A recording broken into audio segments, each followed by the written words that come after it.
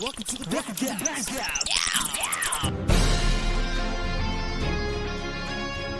Some days you just can't get rid of a bomb. Now you want to get nuts? Come on, let's get nuts. I'll get drive-through. This is why Superman works alone. Murder me! Martha, why did you say that name?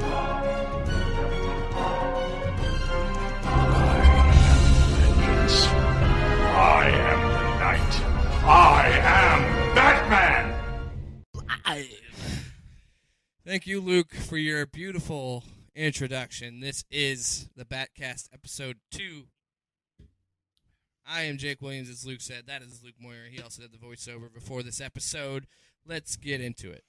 Yes. We're here to talk about something important, something that everybody else is talking about, and we're late to the party, but it's not our fault. We just now decided to do this podcast, okay? It's not our fault. It's not. It's not. But today, spoiler-heavy review of Batman, The Killing Joke. Yeah. The new DC original animated movie.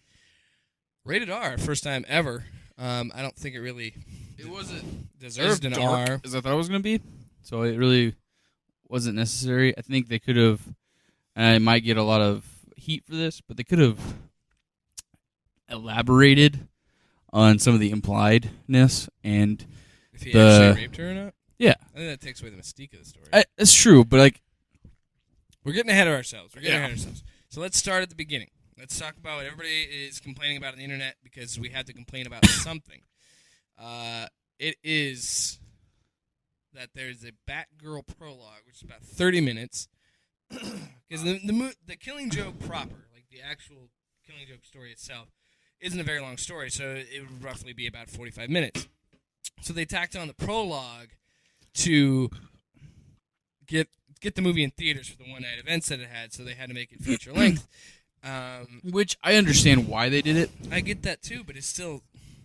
I guess we'll just get into it right now. I think the Batgirl prologue would have made a lot more sense if it was her and Batman capturing Joker, something like that. I would not have disliked that.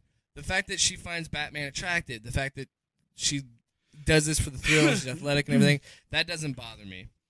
The bat sex does. Because then you make it seem like instead of getting into crime fighting because she wanted to, because she was inspired by Batman, she just wanted to fuck him. Yeah, because after she does, she quits. She gets moody and quits, and he doesn't talk to her because he's awkward about it, she's awkward about it, and it's just... It just felt too much like a high school drama. And the villain was stupid. Paris France was stupid in this because he just has an affection for her, so... Again, one of the problems I have with it, and I know a lot of feminists will have a problem. The same problem I do is because they objectified her. It was like he was, hey, I'm just doing this so I can like win you over, kind of thing. That he has a prostitute that wears the mask. Yeah, and the fact that Batman basically. It just made Batman seem like he was just using her for the sex, too. Like, he was just like, hey, I'll fuck my fucking daughter. I'll have sex with my best friend's daughter and then not talk to her ever again. My best friend's daughter. My son's ex-girlfriend. That's the thing. Is I wish it would have been more in that they were going after Joker and pushed that aspect of it. Because...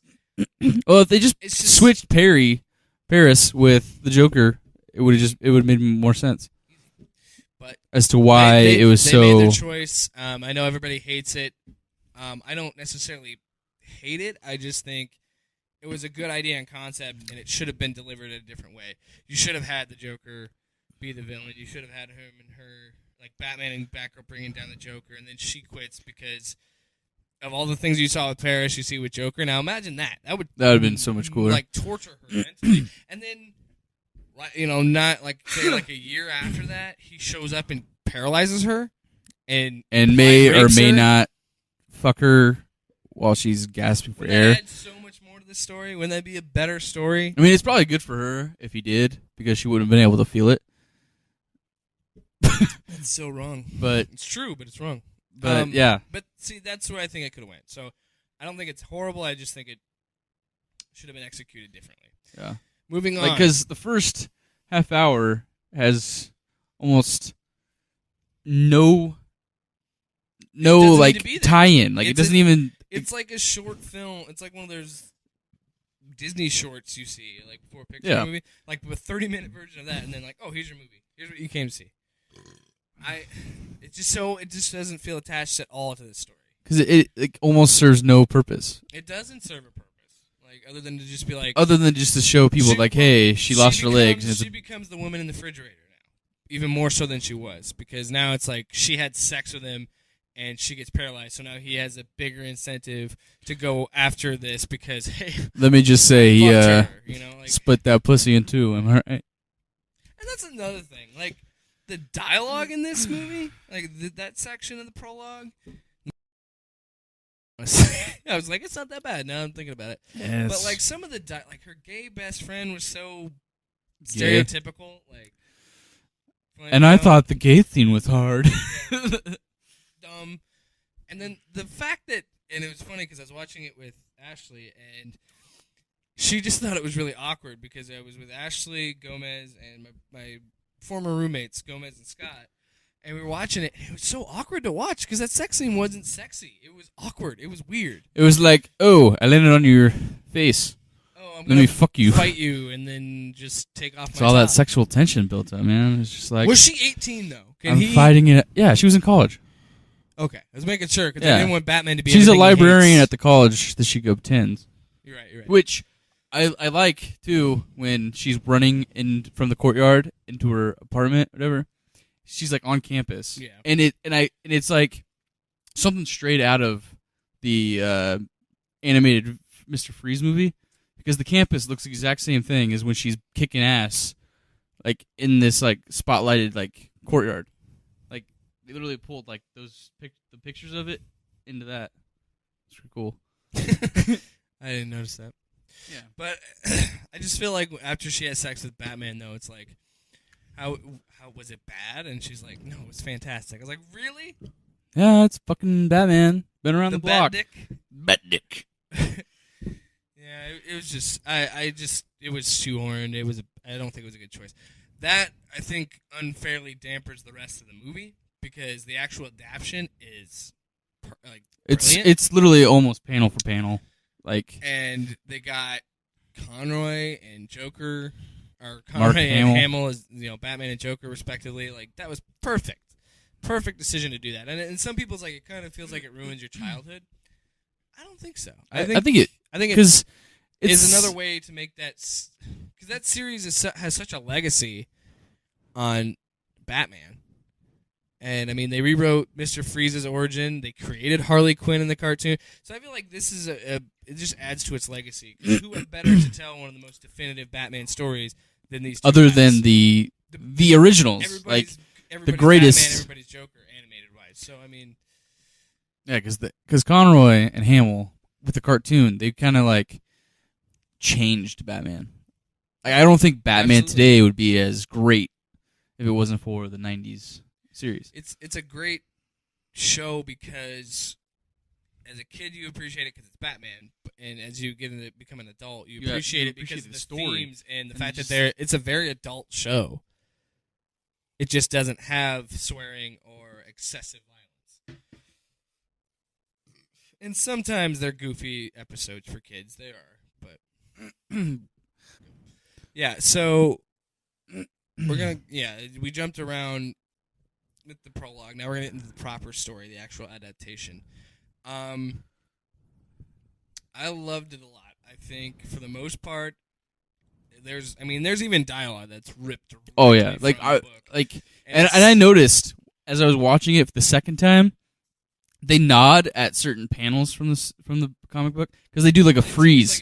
Like they show all the different Jokers. Yeah, there's and they like Joker, there's Ledger's, there's they freeze certain parts of the movie where it's like just like a standstill scene, mm-hmm. and it's like it's like a nod saying like, "Hey, this is straight out of the comic book, and then they start doing the whole rest of it. Yeah. Which was really cool. One of my biggest critiques of this is not. I mean, I understand a lot of criticism is we don't need it. Like, we wanted it forever, but we really don't need this story because we've seen this story multiple times. This type of story. I mean, The Dark Knight. Everybody considers the greatest Batman movie ever. Yeah. It is the Killing Joke, but instead of Gordon, it's Dent. So, and then Harvey Dent, and then it becomes Two-Face, which makes it, I think, a cool, like, even better story. I really wish that they would have gotten. Either way, they would have done the storyline with him in the third act. Either way, that didn't deter me from wanting to see this movie. It didn't deter me from buying the Blu-ray. I liked it. As a Bat fan, you kind of got to get it when it come out. You got to. I saw it digitally first, and then I bought the Blu-ray. I pre-ordered the Blu-ray. But it's a good. I love it a lot, and the actual. And this is what I love about these DC animated movies is I'm okay with major motion pictures like Batman v Superman, Justice League, Aquaman, and Wonder Woman, all these characters. I'm okay with them doing their own theatrical version of it and their story of it, but I want these animated movies for DC fanboys like you and I to be well, it's able almost to, like it's almost like the animated from movies. The books. I mean, it's almost like the animated movies are like the nod to say, "Hey, this is what happens in between your cinematic movie." Well, and I think it's an interesting way to say. Sometimes they like tie it in, like explain it's the an downtime. Interesting way to show a story. So it's like I thought, whenever you read a comic book, you hear Kevin Conroy. Oh yeah. Whenever you have a Joker story in the comics, you think of Mark Hamill. And so I love what these DC animated movies do, where they just directly bring you panel to screen, like better than a major release could. And I understand that. I'm okay with that. I like these being niche. I like these being or niche, however you want to say it. Nick. So that's why I love the fact that it's almost word for word adaptation, and you can tell that the people that handled it, other than the Batgirl crap at the beginning, really care about the material and really love that story, and it really shows through. And like Hamill's performance, my God, he really elevates this movie. I wish they would the Batgirl stuff leaves a bad taste in your mouth, but once you hear those two interact, you forget about it, and you're like, this is the part I wanted to see. This is the awesome fun I would have with this. I wish they would do like a Joker musical. With Mark Hamill just singing as the Joker. That was probably my least favorite part. Because I just like how he sings.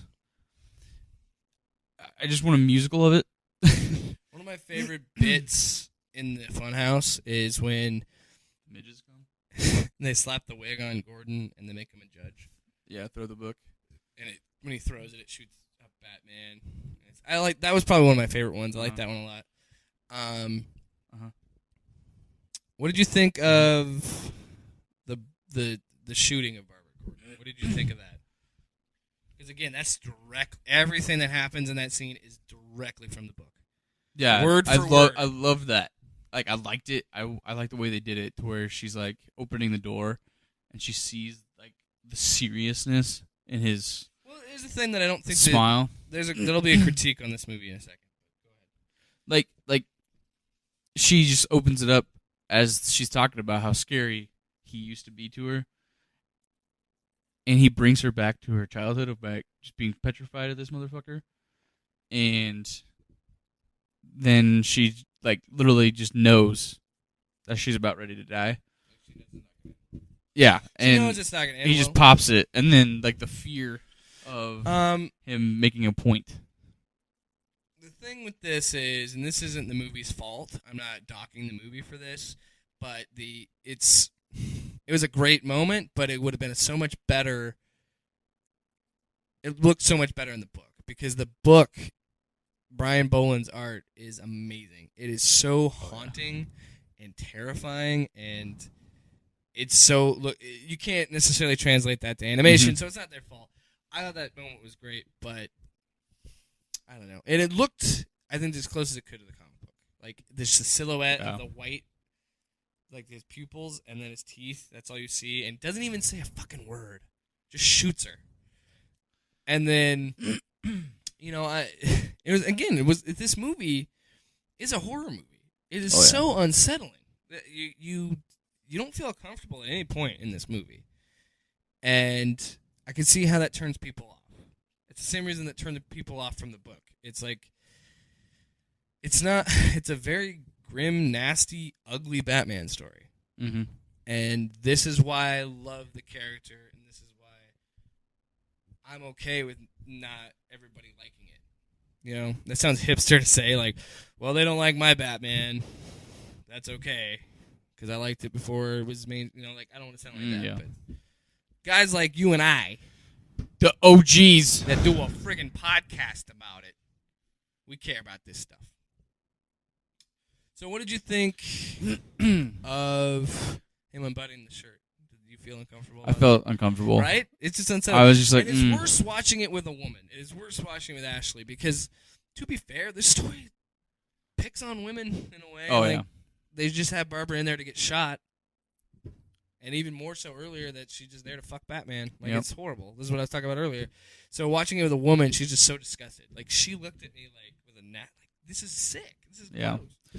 And then the stuff with the prostitutes later, and then it's implied even more that he banged her. It's like, Jesus. Yeah. That's fucked. Like, I think it's funny, though, that before the cops even know that he's out, he goes and gets a hooker.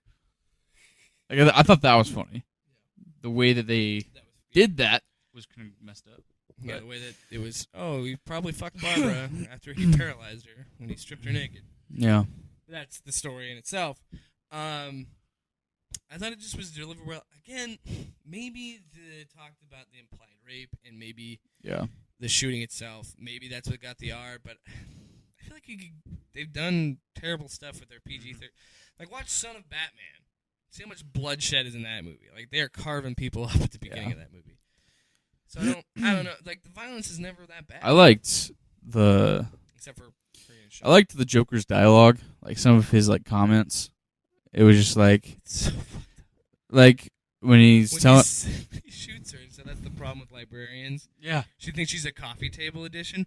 That's fucked up. But I usually don't have this much trouble from a softback.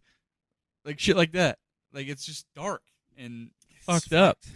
But like I like the when he's fighting Batman and he's saying, "Past is, I remember it one way, and then I'll remember another way. Like it to be multiple choice. If I'm gonna have a past, I'd prefer it to be multiple choice," which I thought was just like, which is again hearkening. This is the impact that this book had on Batman. And then like the Dark Knight, how he's Dark constantly Knight, telling a different story. And like it's just like I think the Dark Knight was the live action version of this story. Yeah. Is it better than this one? That's not fair. They're different it's realms. The OG, you can't compare man. an animated movie like this. It's I don't know because this is an actual adaptation. That one's loosely based on it. That was just But I feel like that's the closest you would get to this kind of movie. Probably.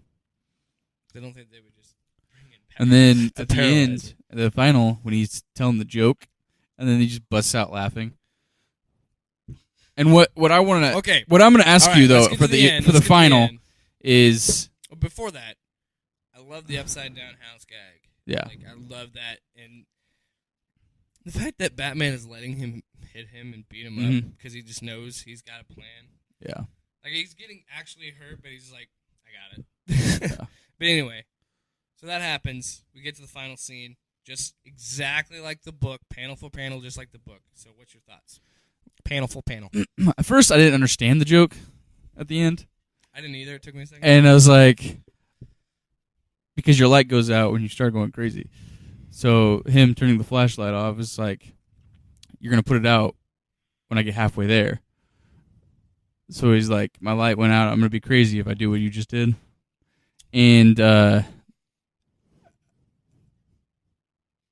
had two meanings for it, but I forgot the second one. So anyway, how do you feel about the ending? I liked it. I like how it is implied, but it's not proven that he's just choking him out. Like, I like to believe that he does. Well, it's just like the book and its delivery, and I thought that too. I thought that he doesn't kill him, but I was listening to Grant Morrison's explanation of it to Batman, or to Kevin Smith on Batman on Batman, and he was saying like it's really delivered home in the animated movie. They're sharing a laugh. There's a lot of laughter, but if you look when Batman's coming in, he's not hugging him or holding his shoulders. His arms are around his neck, and the laughter stops. So the implication is he snaps. Yeah, his neck. and that's what I was gonna say about the movie. Is Batman's still laughing? Yeah, and Joker stopped. Batman kills him. I think he does. Alan Moore was trying to write the definitive Batman just Joker killing him, ending. having enough. Because what's one man versus millions over the course of his reign? Then Batman loses. His whole fight against Joker is moot now because he had to kill him. I don't care that it's that. I think that he's finally hit the point where he realizes if I continue to let this guy do what he does. That's the brilliance of this story. It's makes it even more sad and worse is the fact that Joker won because Batman killed him with this ending. So there's two ways you could look at it. It's very open-ended. It's an interesting way to do it. I think Batman kills Joker, but it was a definitive story. Like, that's the end of Batman to me. That's the end of Batman and Joker because Batman can't continue to do what he does because he's like, I killed the guy. I broke my one rule. And he made me do it. He beat me. So that's rough. Mm-hmm. Open interpretation. But then Batman would be like, fuck it, I'm going back. Yeah, because he is the Bat. I ain't no bitch. I ain't no bad bitch. So anyway, overall, scale of 1 to 5 bats. Because when we review things on this, it's going to be bats. On a scale of 1 to 5 bats, I'd probably give it like a 3.5. 3.5? 3.5. Because I like it, but everything that was good in the second half was lost in the first half. So overall, Batgirl really drug it down for you. Yeah. I mean, I loved it. I liked it, but like you said, it was unnecessary. So I mean, for authenticity, I'm gonna cut it down a little bit because the second half was awesome. It was on point, but like again, didn't need the first half, so that's gonna cut that down. The uncomfortable level was at an all-time peak, but it kind of hampered it. So. I would rate it at 3.5 as well. 3.5 out of 5 bats. If we didn't have the Batgirl scene, I probably would have been like a solid 4.5, 5. But that's the problem. It's kind of a disappointment because I expected it to be 5 out of 5, but just didn't quite have it, and that's okay. Like they could have done what they did, just kept it an all Joker story instead of it just being like, remember that? Oh shit! Your best friend's daughter that you fucked? Yeah, he shot her and paralyzed her. Like it was fine.